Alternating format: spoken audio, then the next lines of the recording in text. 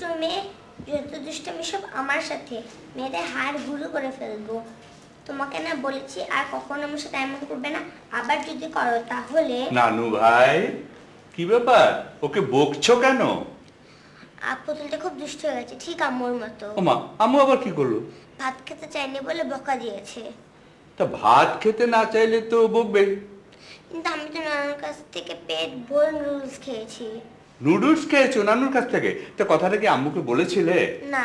তাহলে তো আম্মু রাগ করতেই পারে, তুমি তো আম্মুকে বুঝিয়ে বলতে পারতে। আম্মু তো আমাকে বোঝাতে পারতো। হ্যাঁ, তাও পারতে। তা এখনো কি তোমার মন খারাপ? না, পুতুলকে বকা দেওয়ার পর থেকে মনটা ভালো। পুতুলকে বকা দেওয়ার পরে তোমার মন ভালো হয়ে গেছে? কেন? আম্মু তো বড়, তাকে তো আর বকা দেওয়া যায় না, তাই আম্মু যখন আমাকে বকা দেয় আমি তখন পুতুলকে বকা দিয়ে শোধ নিই।